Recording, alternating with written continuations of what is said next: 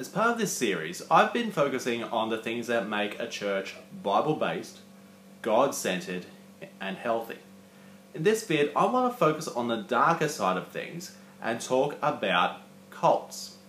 Now, when we think of a cult, we think of dangerous individuals like Jim Jones or David Koresh, but most of the time, cults tend to be more passive-aggressive in their behavior, but nonetheless harmful long-term. The question is, how do you know you're in one in the first place?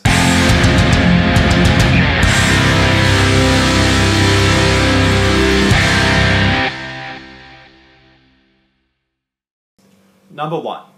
Radical exclusivity in teaching.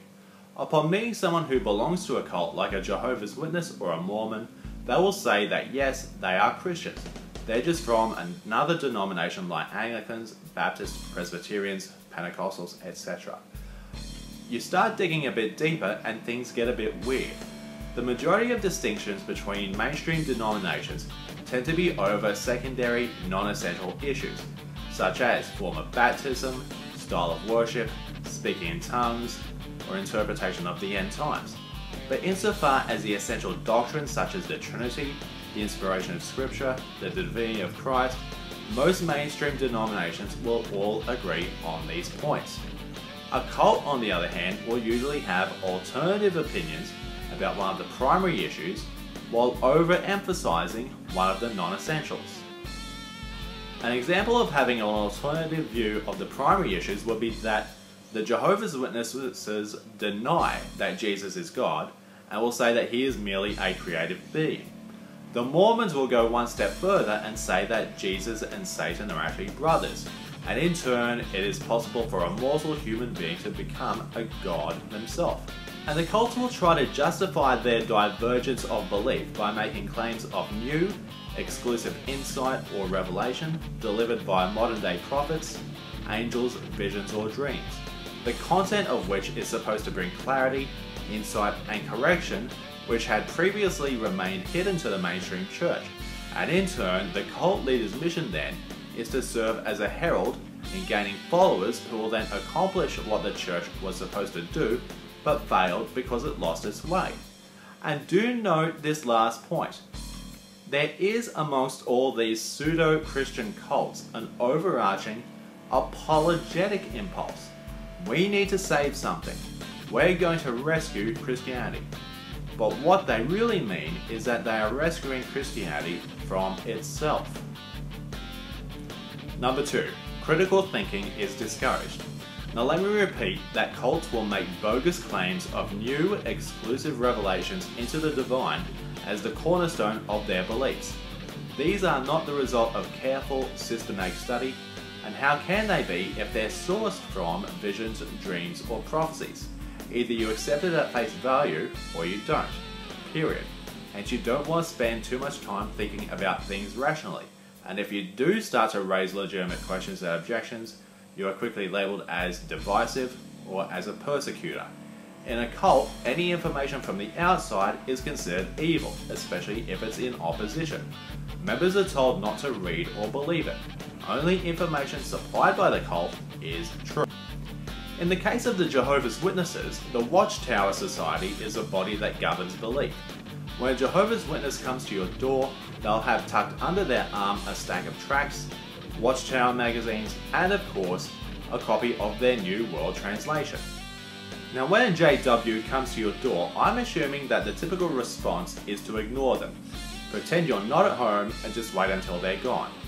But let me tell you that based on my own experiences, the JWs are so used to having the door slammed in their face, literally, that the last thing they anticipate is someone actually responding to engage. And should that happen, more often than not, it's very awkward. I remember one Sunday morning when I took the bus to church. I was at Garden City at the bus stop, waiting for my ride, and I saw a young man with a bag full of Watchtower magazines. He was obviously on his way to do a door-to-door run. As he approached me, I introduced myself, said that I was a Christian and that I was on the way to church. Now this guy was taken aback by the fact that anyone would bother speaking to him. We had a bit of an icebreaker, saying where we stayed, what we did for a living, but Eventually, I just had to cut to the chase and ask, what do Jehovah's Witnesses believe? This individual gave to me what sounded like a memorized sales pitch of JW beliefs. And I could tell by his body language and speak patterns that he was struggling really hard. Eventually he started talking about the New World Translation and how all the other English translations have supposedly got it wrong. At that point I just took out my iPad and said, well, I actually have an app that lets me view multiple translations side by side. I can even look up the original Greek and Hebrew. Can you please give me an example of what you're saying? And I kid you not, this poor fellow grabbed his bag and he ran around the corner where two other older JWs were waiting for him. And he looked like he was gonna break down and cry in the middle of the street. Now, in a similar fashion, the Mormons do have a more robust system of belief. And before one of their members becomes a missionary, they have to undergo proper training. But even so, whenever you see them in public, they usually go out in groups of 2 or 3. But they almost always prefer to do their outreach one-on-one. You hardly ever see them doing open-air preaching where the listeners can engage and respond. And when you do see a Mormon in an academic context, such as a university lecture, understand that the Church of Latter-day Saints will be very selective about who they want representing them. They don't want an elder who barely passed missionary school on stage representing the whole movement. Another thing about cults and the lack of critical thinking is that over the past decade or so, it's actually become harder for cults to stay strong. Why is that? The answer is literally sitting in front of you. Facebook, YouTube, Twitter. Do cult members have personal Facebook pages? Yes. Are there cultic tweets? There are. Do cults have blogs? They do exist. What don't they have that all others do? Comments and discussions. If you're in a cult that frowns upon critical thinking, the last place you want to go to is the internet where people can argue their point across. And here's a very simple experiment you can do. On your browser, hit Ctrl-T. New tab should open on your browser. Go to YouTube and type into the search bar the name of any cult you know, followed by the word teaching. Hit enter. Now what you should be seeing right now is 50-50 between vids uploaded by cult members themselves versus vids uploaded by Christian apologetic ministries. And as you click through the search pages, that ratio gets wider and wider as Christians use social media to earnestly contend for the faith. Now don't get me wrong, there are cultic academics out there. For example, there's Brigham Young University, that's the Mormon college. But chances are you're never going to see something like the transcript of a James White debate ever being published in a Watchtower magazine. Number 3, controlled social interaction. When you first join a cult, it will be hard to stay a stranger for long. Other members will suddenly flock to you and treat you like the guest of honor, and will try to overwhelm you with expressions of love and friendship. It will feel wonderful. How could such a loving group be wrong? But you soon learn that if you ever disagree with them, you will lose all of your new friends. Things that normally would have made you complain will pass by silently because you don't want to be ostracized. Like in an unhealthy relationship, love is turned on and off to control people. And this can be particularly dangerous if you're a shy, introverted person and you have trouble making friends. Suddenly you're now the center of a social gathering, where all these emotions you are usually not used to dealing with are brought to the surface and put on display for others to see.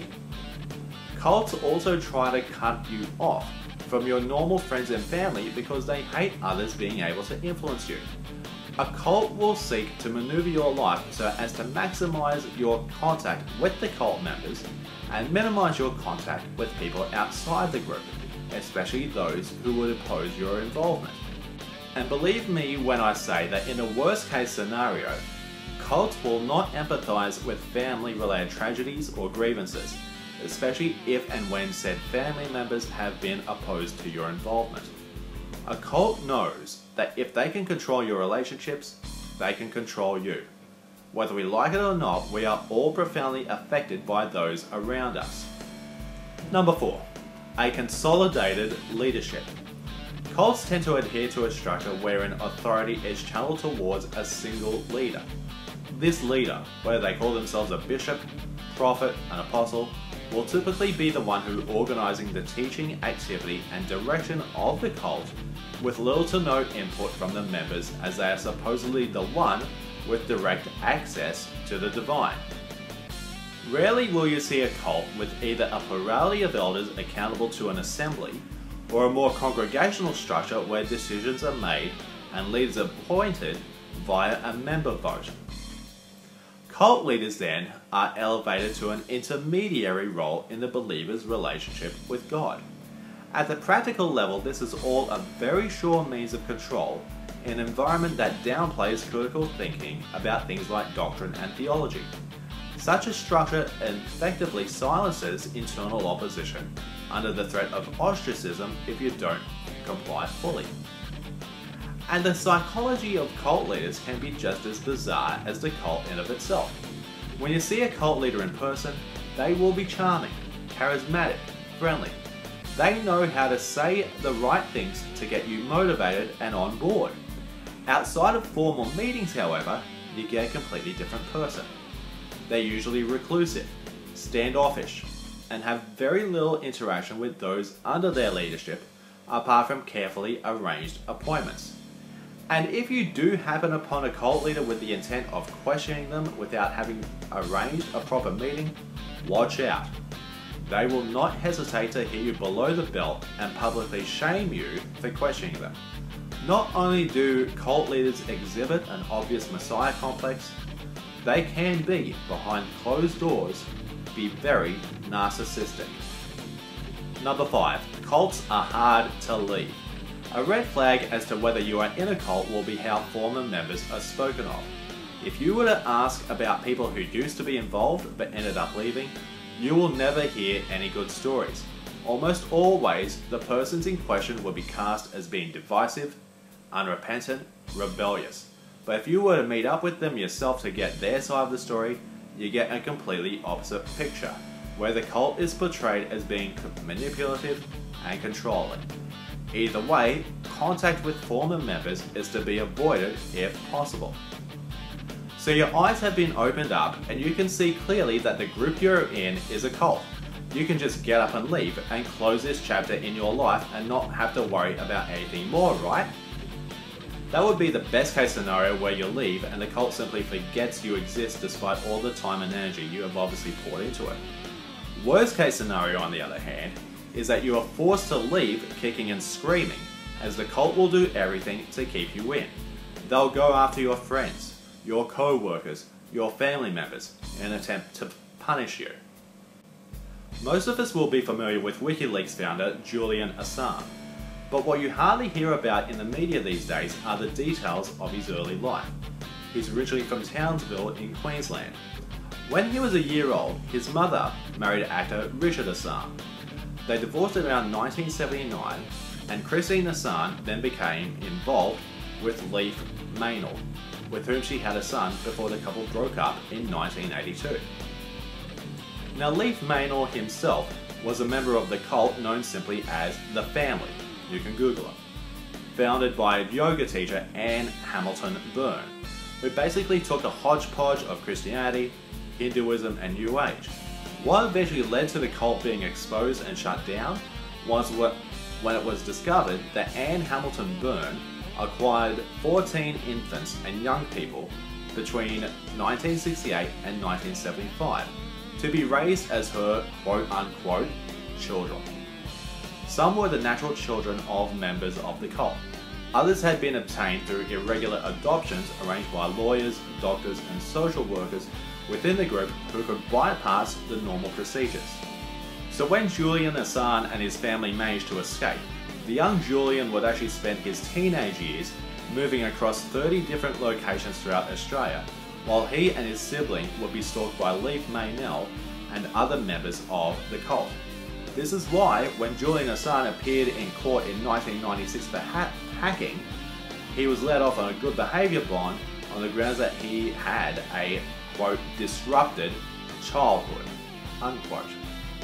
Do you really think it's any coincidence that the world's most prominent hacker came from a cultic background? I honestly don't think it is. So I hope this all helps in understanding what cults are and what dangers they can present to you, your friends and loved ones. As I said earlier, the internet is making it harder and harder for cults to function. If you know someone who is involved in a cult, understand you don't have to worry about where to go to for information, as in 2017, you have an entire arsenal at your disposal with the click of a button. Thanks for watching.